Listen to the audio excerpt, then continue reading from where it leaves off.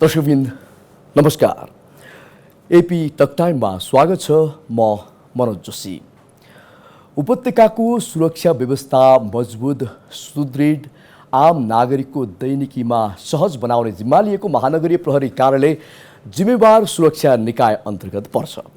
यही कार्यालय र यसका मातहतका निकायको सक्रियतामा केही दिनअघि काठमाडौँको बौद्धबाट प्रहरीले ठूलो मात्रामा रेडियोधर्मी धातु युरेनियम सहित केही व्यक्ति पक्राउ पनि गर्यो। अरबौंको भनिएको यो युरेनियम पक्राउमा शङ्का उपशङ्का पनि उब्जिएको छ। आज हामी चर्चामा रहेको युरेनियमको आधिकारिकता के नेपालमा सुरक्षा थ्रेट छ, सत्य तथ्य जान्ने प्रयास गर्नेछौँ। यी लगायत समग्र सुरक्षाका महत्त्वपूर्ण पाटो केलाउने प्रयास पनि गर्नेछौँ। हामीले निम्त्याएका छौँ नेपालका थुप्रै स्थानमा सुरक्षाको पाटोमा सफल अनुसन्धान गरिसक्नुभएका र हाल महानगरीय प्रहरी कार्यालयको जिम्मा सम्हाल्न आइपुग्नुभएका प्रहरी अतिरिक्त महानिरीक्षक हरिबहादुर पाललाई। पालजी स्वागत छ। धन्यवाद। कस्तो छ यहाँलाई? केमा व्यस्त हुनुहुन्छ आज पनि?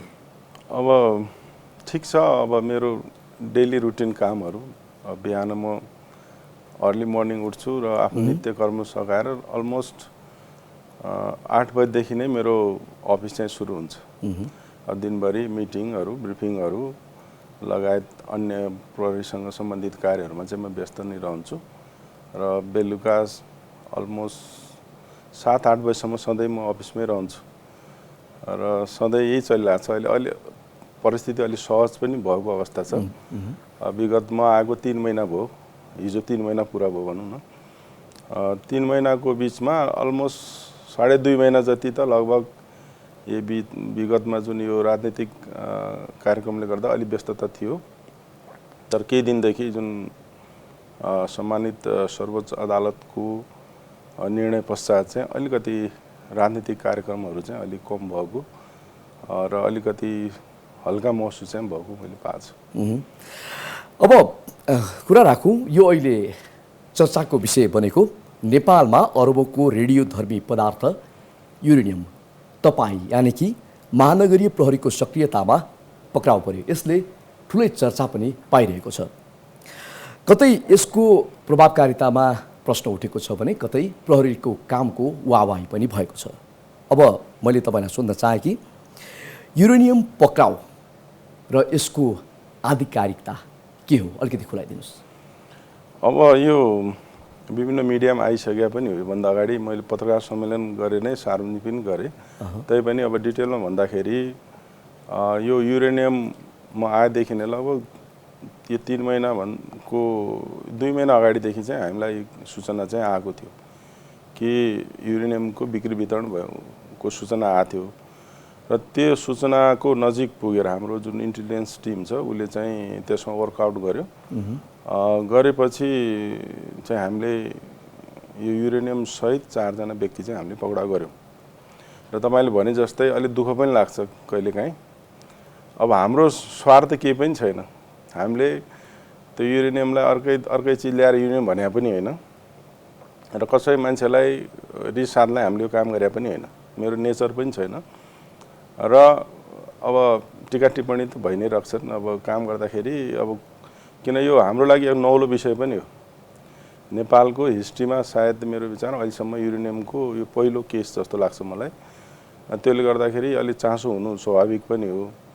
र पक्राउ पश्चात हामीले चाहिँ त्यो परीक्षणको लागि नास्टमा हामीले पठाएका थियौँ र नास्टबाट जुन हामीलाई परीक्षण रिपोर्ट आइसकेको अवस्था छ, नास्टको वैज्ञानिकहरूले चाहिँ युरेनियम 238 जुन र युरेनियम हो भन्ने उहाँले प्रमाणित गरिसक्नु भएको छ र अब यसमा कति मात्रा कुन लेभलको युरेनियम भन्ने कुरा फर्दर अरू टेस्ट गर्नुपर्छ होला। त अहिलेसम्मको अवस्थामा चाहिँ यो युरेनियम नै हो भन्ने कुराहरू चाहिँ प्रमाणित भएको छ। जस्तो यहाँले अब युरेनियम भएको प्रमाणित त भयो, यसका पुष्टि गर्ने आधार नास्टको रिपोर्टबाट नै भयो।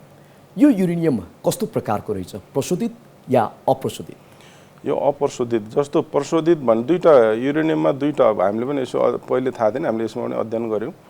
युरेनियम एउटा 235 भनेको चाहिँ रिफाइन भनौँ, प्रशोधितलाई 235 भन्ने रहेछ र जुन र हुन्छ 238 यो चाहिँ 238 हो जुन अप्रशोधित हो यो र युरेनियम हो भन्ने कुरा चाहिँ बुझिएको छ भन्दाखेरि यो र हो तर युरेनियम चाहिँ साँच्चीकै युरेनियम हो अब मैले भन्ने कुरा भएन अब त्यो उहाँहरूको रिपोर्ट वैज्ञानिकहरूको रिपोर्टले चाहिँ त्यो देखाएको छ जस्तो 25 वर्ष अगाडि नेपालमा यतिका मात्रामा यो युरेनियम भित्र्याइयो भनिएको छ अब बिचमा यो युरेनियम कति बेचियो कति अन्य सप्लाई भयो कति प्रयोग पनि भयो होलान् विभिन्न गतिविधिले गर्दाखेरि तपाईहरूले यो सफलता कसरी हासिल गर्न सक्नुभयो र 25 वर्षपछि अहिले जुन पक्राउ परे यसको अलिकति विस्तृत विवरण बताइदिनुहोस् न कसरी तपाईँहरूलाई जानकारी भयो अनि मुख्य व्यक्ति मुख्य अभियुक्त कहाँ छन् अनि कतिजना पक्राउ परेका छन् र यसबाट खुल्ने अरू आधारहरू के हुन् अब योसँग सम्बन्धित मुख्य व्यक्ति अहिले चाहिँ नेपाल बाहिर हुनुहुन्छ उहाँ नेपाल बाहिर भन्दा कहाँ अब हामीले जानकारी पाएसम्म चाहिँ युएसमा हुनुहुन्छ अमेरिका बस्नुहुन्छ अरे उहाँ आफ्नो छोरीसँग बस्नुहुन्छ यो चाहिँ उहाँकै भनौँ न अब छोराको घर भनेपछि बुहारीसँग चाहिँ बरामद भएको हो त्योसँग सम्बन्धित 4 जना हामीले व्यक्ति पक्राउ गरेका छौँ यसमा चाहिँ के छ भने एकजना चाहिँ अब सामान जसको घरमा फेला पर्यो उहाँ हुनुभयो र बिचको अर्को उनीसँग डिल गर्ने मान्छे र 2 जना अरू चाहिँ बिक्री वितरणमा चाहिँ सहयोग पुर्याउने मान्छे 2 जना अरू गरेर हामीले 4 जना चाहिँ हामीले पक्राउ गरेका छौँ अब हामीले त्यो जसबाट हामीले बरामद गऱ्यौँ उनको भनाइअनुसार चाहिँ यो युरेनियम आजभन्दा धेरै अगाडि उनको बिहा भएको 20 वर्ष भयो अरे त्योभन्दा अगाडि पनि यो लिएर त्यहाँ घरमा राखेको हामीले अन्दाज गरेको त्यही 25 वर्षभन्दा कम छैन त्योभन्दा अगाडि नै उहाँले लिएर राख्नुभयो अनि उहाँको भनाइअनुसार चाहिँ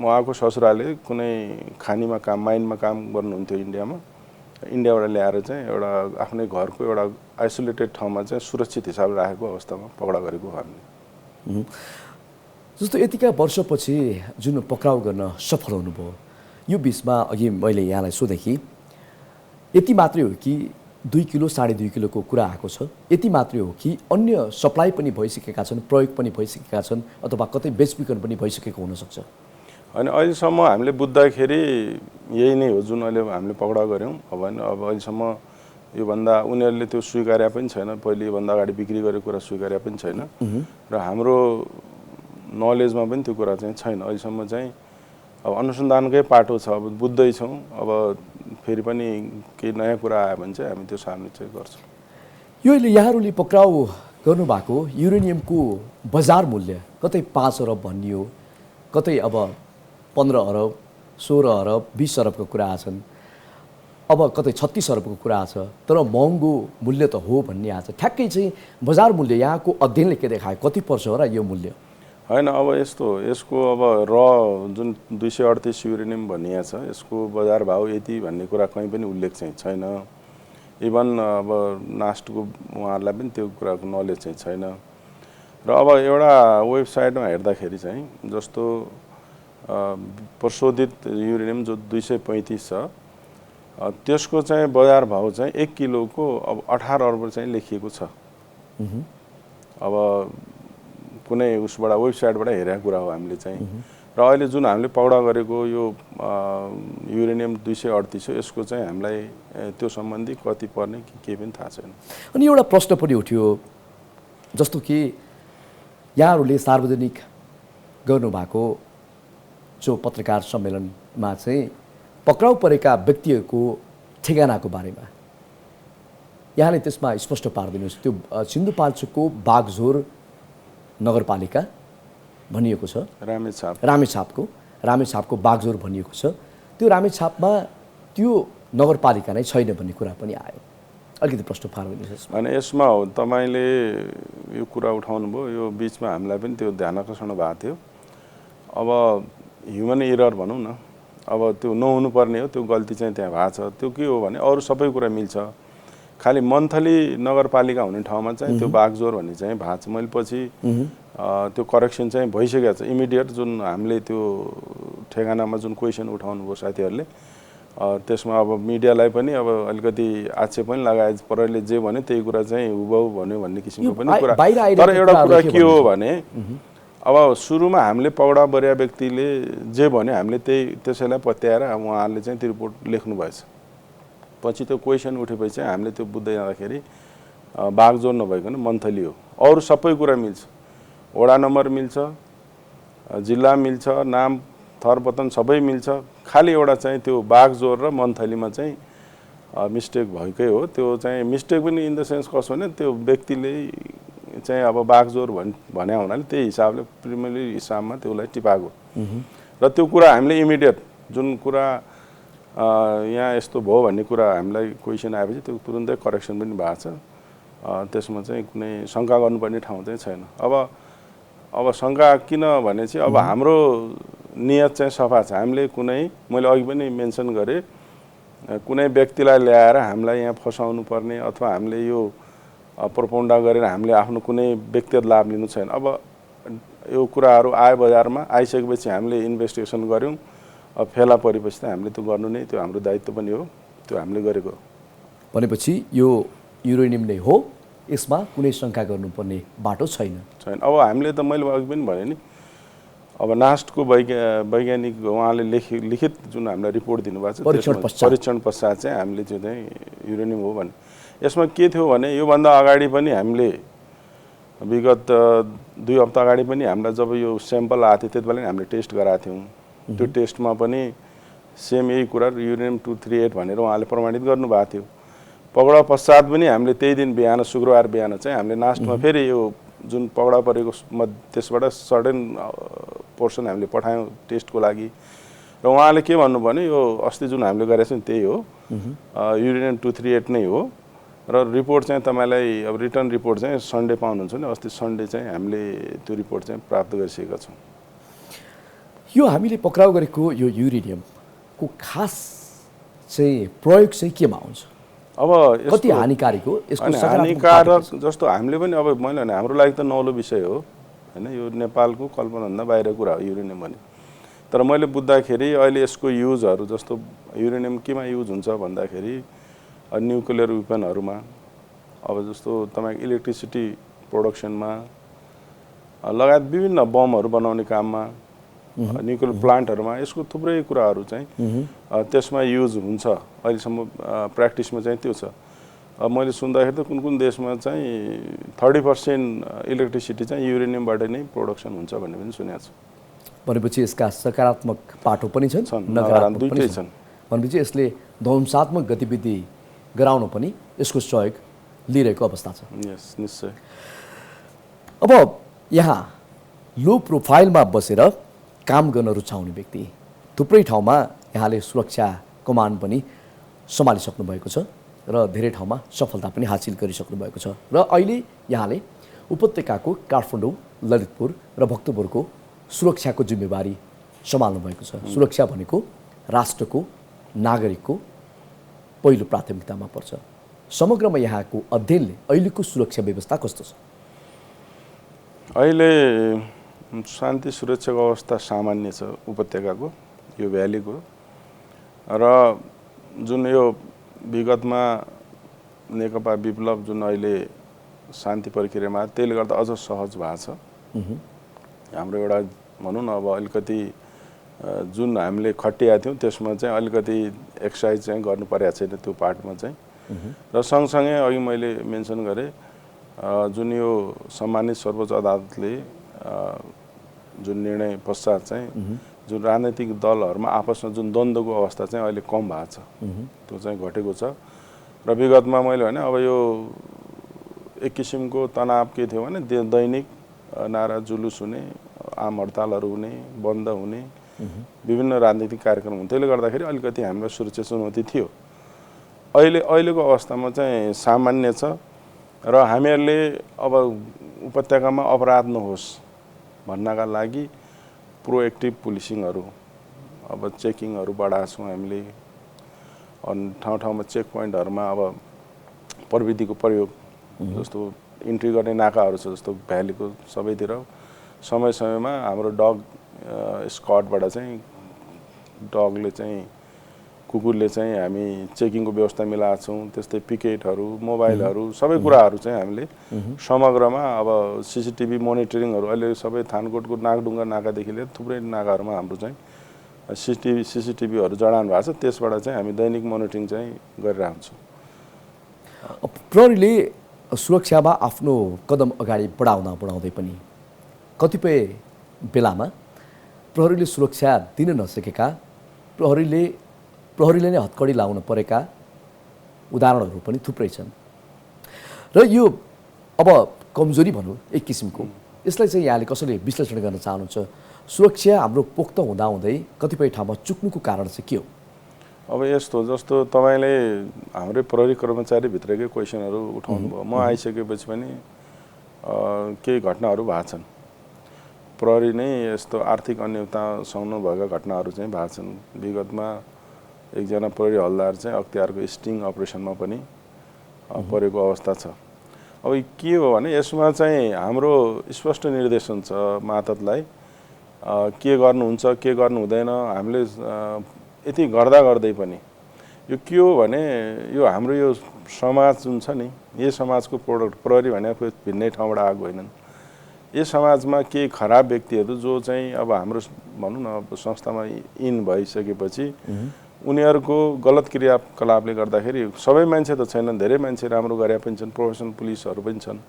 तर केही एकाध खराब व्यक्तिले गर्दाखेरि होल सङ्गठनलाई चाहिँ त्यो आक्षेप लाग्ने गरेको छ। त्यसको लागि हामी एकदमै सेन्सिटिभ, एकदमै चनाखो छौँ र पटक पटक हामीले अब मैले ब्रिफिङ गर्ने गरेको पनि छु, निरीक्षण गर्ने गरेको पनि छु र मातहतका कर्मचारीहरूलाई स्पष्ट हामीले अब भनेका छौँ आर्थिक गतिविधिमा चाहिँ जिरो टलरेन्स, त्यसमा चाहिँ कोही नलाग्नु, यसको तपाईँले गर्नुभयो भने यो कारबाही हुन्छ भन्ने सबैलाई स्पष्ट भनेको छ। त्यति गर्दा पनि मैले भने अब त्यो व्यक्ति इन्डिभिजुअल व्यक्तिले गर्दाखेरि कहिलेकाहीँ हाम्रो संस्थामा अब त्यस्ता घटनाहरू घटेका छन्। तर त्यो न्यूनीकरणको लागि हामी एकदमै सचेत छौँ। त्यसको लागि स्पेसली कमान्डरहरू, चाहे म भेली कमान्डर फर इक्जाम्पल, म त उपत्यका कमान्डर हुँ, म लगायत अब परिसर प्रमुखहरू, वृत्त प्रमुखहरू, चाहे इभन बिट प्रमुख भनौँ न, एउटा सानो युनिटको प्रमुखले पनि आफ्नो मातहतको कर्मचारीहरूको क्रियाकलापमा चाहिँ विशेष निगरानी ध्यान दिनु जरुरी छ र उनीहरूलाई समय सचेत पनि गराउनुपर्छ। मैले अहिले यहाँ आइसकेपछि पनि म लास्ट पत्रकार सम्मेलनमा पनि त्यो मैले इस्यु गरेको थिएँ। त्यो प्रेस मिटमा लगभग 200-300 प्रहरी कर्मचारी कारबाहीको दायरामा आछन्। सिनियर अफसरदेखि लिएर सिपाही हल्दारहरूसम्म पनि त्यो दायरामा आएको अवस्था छ। त्यसैले हामी चनाखो छौँ। सबभन्दा ठुलो कुरा के हो भने कमान्डर ठिक हुनासाथ अटोमेटिकली त्यसको अब न्यूनीको अब 100% त हुँदैन, तर धेरै पर्सेन्टेज चाहिँ अब त्यसको कार्य प्रमुख राख्नु ठिक ठाउँमा बस्न साथ अटोमेटिकली त्यो चेन चाहिँ राम्रोसँग शान्ति सुरक्षाको अवस्था होस् अथवा आर्थिक अनियमितता कुराहरूमा चाहिँ कमी आउँछ भन्ने मलाई चाहिँ विश्वास लाग्छ। नेपाल प्रहरीभित्र केही असन्तुष्टिका पाटाहरू पनि छन् प्रहरी सङ्गठनभित्र। जस्तो तल्लो दर्जाका जो प्रहरी कर्मचारीहरू छन् उनीहरूको थुप्रै असन्तुष्टि हामीले औपचारिक अनौपचारिक रूपमा सुन्न पाइन्छ। ती गुनासाहरू यहाँहरूलाई पनि थाहा छ। सेवा सुविधाका कुरा लगायत अन्य विविध कुराहरूमा विशेष छलफल कुराहरू कागजमा धेरै आए, छलफल पनि भए, तर आजसम्म पनि प्रहरी सङ्गठनभित्र ठोस निर्णय, सकारात्मक निर्णय आउन नसक्नुको कारण चाहिँ के होला? कहाँ चुकेका छौँ हामी? होइन, तपाईँले भने जस्तै यी गुनासाहरू नआएका होइनन्, हामीसँग आउँछन् र हामीले आफ्नो लेभलबाट, जस्तो म त अहिले उपत्यकाको इन्चार्ज हो, भनौँ न 12,000 प्रहरीको इन्चार्ज म हो। मैले यो 12,000 प्रहरीको समस्याहरू होइन, उनीहरूका गुनासाहरू, मभन्दा माथिल्लो निकाय भनेको पुलिस हेडक्वार्टर, मेरो च्यानल भनेको पुलिस हेडक्वार्टर र मैले हरेक हाम्रो जस्तो हरेक आइतबार चाहिँ हाम्रो विभागीय प्रमुखहरूको मिटिङ हुन्छ आई साहबकोमा अनि यी कुराहरू हामीले राखेका हुन्छौँ र मलाई विश्वास छ आई साहबले पनि अब सम्बन्धित मन्त्रालयमा ती कुराहरू अब हामीले दिन सक्ने, जस्तो मैले दिन सक्ने भनेको उनीहरूको अन्य सेवा सुविधा, जस्तो उनीहरूको बिदाको कुराहरू होला, अन्य ड्युटीमा पारदर्शिताका कुराहरू, ती कुराहरूमा चाहिँ मैले हेर्न सक्छु। तर उनीहरूको तलब वृद्धि गर्नेदेखि लिएर अन्य भत्ताको कुराहरू चाहिँ यो मेरो लेभल अथवा हाम्रो पुलिसको लेभलबाट त्यो हुँदैन। त्यो कुराहरू पटक पटक हामीले उठाएका छौँ र अब सायद त्यो कुरा सरकारको पनि केही बाध्यता होला हैन, उनीहरूले चाहेर पनि सायद त्यो दिन नसकेको अवस्था होला र ती गुनासाहरू चाहिँ हामीले उठाएको छौँ। उहाँहरू तपाईँलाई जस्तै भने जस्तै हामी कहाँ पनि आउँछन् ती गुनासाहरू, यो भएन ऊ भएन भने ती कुराहरू चाहिँ हामीले पटक पटक हाम्रो मिटिङहरूमा हाम्रो आफ्नो फोरममा चाहिँ राख्ने गरेका छौँ र आशा गरौँ अब देश सम्पन्न होस् हैन, भोलि अब हामीले चाहिँ त्यो सुविधा हामीभन्दा मात्र सबैले त्यो सुविधा चाहिँ उपभोग गर्न पाउन् भन्ने चाहिँ मैले विश्वास चाहिँ लिएको छु। त्यसो भए म थोरै जोड्न चाहेँ, जस्तो प्रहरी पेसामा आकर्षण सबैलाई हुन्छ, त्यहाँभित्र गएपछि जुनसुकै कर्मचारीले पाउने के भन्ने प्रश्न उठ्छ कि मैले भन्न खोजेको प्रहरी पेसालाई अझ बढी आकर्षित गराउनको लागि जिम्मेवार सङ्गठन हुन्छ अथवा सरकार? हैन, जिम्मेवार त सबै हुन्छन्, सबै निकाय जिम्मेवार नै हुन्छन्। मैले भन्नु खोजेँ सङ्गठन पनि हुन्छ।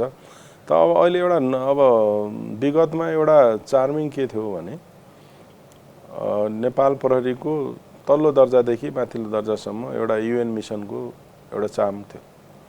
अब अहिले आएर चाहिँ अब एउटा मिसन बाँकी जस्तो अनपोल भनेपछि अब जुन फ्री कम्पिटिसन लडाइँ के अरे यो जाँच दिएर जाने एउटा छुट्टै भयो अनपोलको, त्यो पनि एकदम लिमिटेड सिटहरू छ अहिले। र अर्को चाहिँ हाम्रो एफयु भन्छ, फर्म पुलिस युनियन भने ठुलो ट्रुप्सहरू जान्थ्यो हैन, त्यो सुडान र हाम्रो हाइटीमा थियो। हाइटी त अलमोस्ट क्लोज भइसक्यो त्यो मिसन चाहिँ। अब सुडानको एउटा बाँकी छ, सायद त्यो पनि यो अन्तिम मिसन हो जस्तो लाग्छ मलाई। एउटा अवसर चाहिँ तल्लो दर्जालाई पनि एउटा भनौँ न अब घुम्न पाउने, अब इन्टरनेसनली आफूलाई एक्सपोजर दिन पाउने र आर्थिक हिसाबले पनि राम्रो हुने थियो, त्यो चाहिँ अब बन्द हुने अवस्था छ। त्यसको लागि चाहिँ किन अब धेरै मान्छेहरू धेरै तल्लो दर्जा स्पेसली अफसरहरू त अब अलि पढाइ लेखा हुन्छन्, सबै कुरामा कम्पिटेन्ट हुन्छन्, अब इक्जाम दिन्छन् जान्छन् हैन, तर तल्लो दर्जालाई चाहिँ त्यो एउटा चाम थियो, त्यो चाम चाहिँ घटेको छ अहिले। अब यसको लागि अब नेपाल पुलिस हैन, नेपाल प्रहरी पनि त्यसमा संवेदनशील छ। अब आइसाबदेखि हामीहरूले आफ्नो निकायमा चाहिँ ती कुराहरू राखेका छौँ र अब फर्दर कुनै मिसनहरू आउँछ भने त्यसको लागि फेरि पठाउने चाहिँ प्रयास चाहिँ गर्नुपर्छ। किन धेरै मान्छेको आश चाहिँ के हो भने अब एकचोटि मिसन जान पाउँछु भन्ने हुन्थ्यो, त्यो चाहिँ अहिले बन्द हुने अवस्था चाहिँ आएको छ। त्यसले गर्दा मोरलमा चाहिँ अलिकति कमी चाहिँ आएछ तल्लो दर्जामा स्पेसली। र अब पेन्सन पाक्यो अनि उनीहरू चाहिँ अथवा राजीनामा दिएर अब आफ्नो अन्य व्यवसाय अथवा सेक्युरिटी गार्ड, अहिले त अब यो कोभिडले गर्दाखेरि बाहिर जाने पनि कम भएको छ। अन्त यहाँ पेन्सन एकतिर नेपाल प्रहरीको पेन्सन खाने, अर्कोतिर चाहिँ अब मिडल इस्टतिर गएर सेक्युरिटी गार्डहरूमा राम्रो तलब पाएर चाहिँ बसेका पनि छन्। त्यसले गर्दा पनि छिटो छिटो राजीनामा जाने, पुलिसको दरबन्दी खाली भइराख्ने अवस्था चाहिँ छ। त्यो समस्या चाहिँ छ हामीलाई। त्यो चाहिँ विशेष अब सङ्गठनको प्रयासमा नेपाल सरकार अन्तर्गत गृह मन्त्रालयले हेर्नुपर्ने तत्कालो आवश्यकता देखिएको छ अहिलेको अवस्थामा, र गृह मन्त्रालयले अब त्यो विषयमा सोच्नु पनि पर्छ तत्कालै। अब अहिले नेपालको परिप्रेक्ष्यमा बाहिरी भनौँ आन्तरिक भनौँ सुरक्षा थ्रेट छ या छैन? अब सुरक्षा थ्रेट चाहिँ जस्तो विगत अस्ति जुन मैले भने नि नेकपा विप्लव जुन अब यो शान्ति प्रक्रियामा आएपछि एउटा थ्रेट चाहिँ कमी भएको छ हैन। र अब जुन सम्मानित सर्वोच्च अदालतले गरे निर्णयपछि पनि एउटा एक किसिमको राजनीतिक जुन द्वन्द्वको अवस्था चाहिँ घटेको अवस्था छ। अब त्यो बाहेक अन्य थ्रेटहरू अब चुनौतीहरू त छन्, अब सामान्य चुनौतीहरू छन्, तर ठुलो चुनौतीहरू जस्तो तपाईँले इन्टरनेसनली त्यस्तो थ्रेटका कुराहरू चाहिँ छन्। कहिलेकाहीँ अब ट्रान्जिटको रूपमा चाहिँ अब नेपाललाई चाहिँ युज गरेको पाइन्छ। जस्तो विगतमा चाहे फेक करेन्सी इन्डियन करेन्सीहरू होस्, चाहे तपाईँको लागु औषधको कुराहरू होस्, चाहे एक्सप्लोसिभको कुराहरू विगतमा चाहिँ थुप्रै घटनाहरू घटेका छन्। त्यो चाहिँ के भने नेपाललाई चाहिँ ट्रान्जिट रुट चाहिँ युज गरेको अवस्था हो। तर अहिले तत्कालै त्यो खालको आन्तरिक र बाह्य किसिमको ठुलो थ्रेट चाहिँ अहिले छैन। नेपालको सुरक्षा संयन्त्र सूचना सङ्कलनमा पुरै त नभनौँ तर कमजोर छ भन्छन्। साँचो? अब यस्तो कुन पाटोमा तपाईँले भन्नुभयो त्यो मलाई थाहा भएन। कमजोरै त छैन होइन, सूचना सङ्कलन सबै नभनेको केही होइन। अब के भने हामीलाई इक्विप गर्नु पर्यो नि त, साधन स्रोतले सुसज्जित गरायो भने अझ मोर इफेक्टिभ हुन्थ्यो होइन। तर जुन हामीसँग छ, हामीसँग भएको साधन स्रोतले चाहिँ हामी चाहिँ त्यो लेभलमा त्यो सक्षम छौँ जस्तो लाग्छ। त्यस्तो एकदमै कमजोरी चाहिँ छैन। तर अब कस्तो भने व्यक्ति, मैले अघि पनि भने कुनै व्यक्तिले त्यसको दुरुपयोग भनौँ न, उसँग सूचना छ तर सूचनाको दुरुपयोग, त्यसलाई सही सदुपयोग नगर्यो भने त्यो चाहिँ गम्भीर कुरा हो।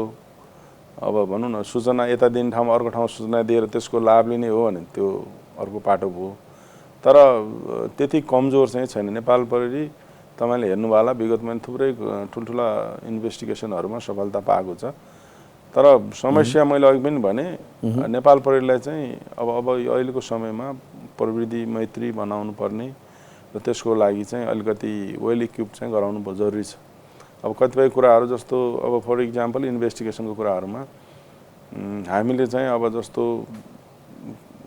भनौँ न, अब अहिले त यो टेलिफोनबाट हुने अपराधहरू छ नि, अब थ्रेट कलहरू गर्ने, अब हामीले लिन खोज्यो भने हामीले चाहिँ अब एनटिसी एनसिएललाई चाहिँ गुहार्नुपर्छ कि हाम्रो आफ्नो कुनै ऊ चाहिँ छैन। र उहाँहरूले अब टाइममा सूचना दिनु भएन, हामीलाई त्यो उपलब्ध गराउनु भयो भने हाम्रो इन्भेस्टिगेसन असर चाहिँ परेको अवस्था चाहिँ छ। अब हामी कार्यक्रमको अन्तिममा आइसकेका छौँ। यहाँले भन्नुहोस् कि जुनसुकै प्रहरी कार्यालयमा हाकिमहरू चेन्ज गर्छन्, उहाँहरूको आफ्नै भिजन हुन्छ। कसैले यो गर्छु, म सङ्गठनलाई यस्तो बनाउँछु, मेरा माताहतका कर्मचारीहरूलाई यो सुविधा दिन्छु, यस्तो गर्छु भन्ने कुराहरू पनि थुप्रै आएछन्।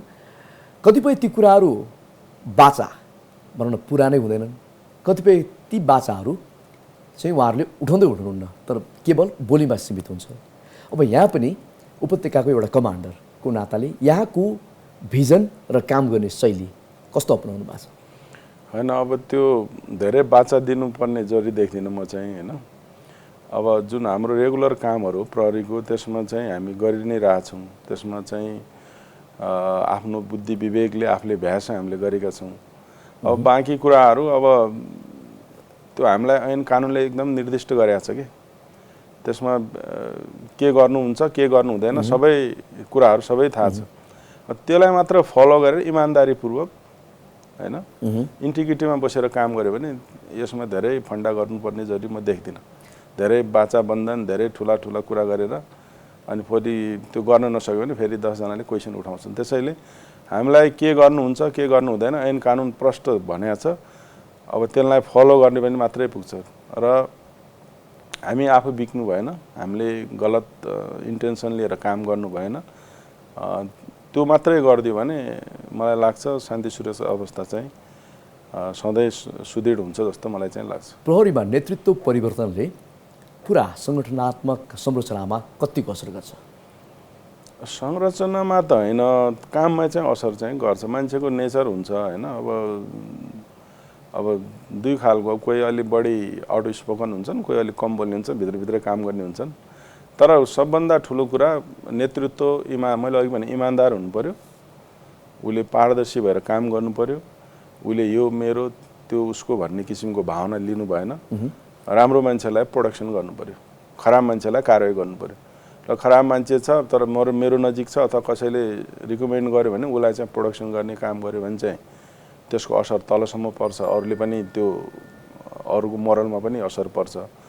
अब खराब मान्छेलाई त्यही हिसाबको ट्रिट, राम्रोलाई पुरस्कृत गर्यो भने अटोमेटिकली एक किसिमको ऊर्जा आउँछ र तलका मान्छेहरूले पनि त्यो काम चाहिँ गर्छन्। र बढी अब धेरै मेरो पार्ट भनेको मैले त मोनिटरिङ गर्ने हो मातहतलाई र उनीहरूको समस्याहरू गुनासाहरू मैले सुन्ने नसुन्ने चाहिँ मैले मभन्दा माथिको निकायमा पुरा, म त पुलको काम गर्ने र मैले मेट्रो प्रमुखले अब जिल्ला प्रमुख अथवा वृत्त प्रमुखको हिसाबले काम चाहिँ गर्नु हुँदैन। उनीहरूका कुराहरूको उनीहरूको एक्टिभिटीहरूको चाहिँ मोनिटरिङ चाहिँ गर्नु, कहीँ गलत गर्यो भने त्यसलाई चाहिँ सुधार्ने प्रयास गर्नु पर्यो र मैले अघि भने उनीहरूको समस्याहरू सुनिदिनु पर्यो, सम्बोधन गरिदिनु पर्यो।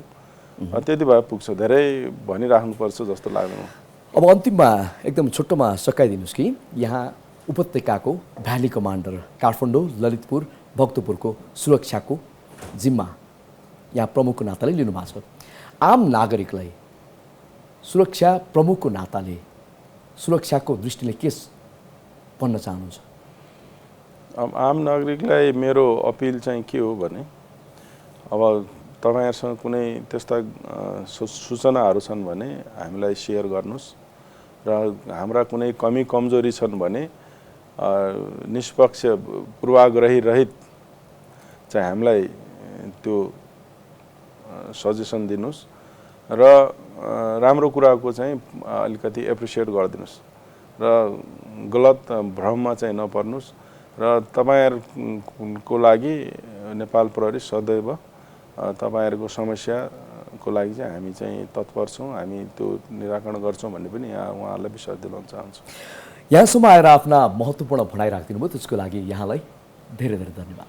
यहाँलाई पनि धेरै धेरै धन्यवाद। अब जुन यो अहिले रिसेन्टली जुन इस्यु आएको थियो त्यो कुराहरू कतिपय कन्फ्युजनहरू थियो, त्यो मलाई क्लियर गर्न मौका दिनुभयो र बाँकी शान्ति सुरक्षाको अवस्थाको पनि जुन यहाँले हाम्रो उपत्यकावासी अथवा नेपालकै दाजुभाइ दिदीबहिनीहरूले जुन यो मेरो आफ्नो कुरा राख्न दिनुभयो त्यसको लागि पनि AP1 टेलिभिजन परिवारलाई हार्दिक धन्यवाद दिन चाहन्छु। हस्, नमस्ते। दर्शकबिन, आज हामीले कुराकानी गऱ्यौँ समग्रमा नेपाल प्रहरीले केही दिन पक्राउ गरेको युरेनियमको आधिकारिकता के हो, सत्य तथ्य के हो भन्ने विषय लगायत समग्र नेपालकै सुरक्षा भनौँ, विशेष त उहाँ भ्याली कमान्डरको नाताले काठमाडौँ ललितपुर भक्तपुरको सुरक्षा कमान्डर पनि हुनुहुन्छ। यिनै विषयमा उपत्यकाको सुरक्षा व्यवस्था कस्तो छ र अन्य नेपाल प्रहरी सङ्गठनभित्रका केही कुराहरू पनि खोतल्ने मौका पायो। हामीसँग हुनुहुन्थ्यो महानगरीय प्रहरी कार्यालयको जिम्मा सम्हाल्नुभएका महानगरीय प्रहरी कार्यालयका प्रमुख प्रहरी अतिरिक्त महानिरीक्षक हरिबहादुर पाल। AP1 हेर्दै गर्नुहोला। नमस्कार।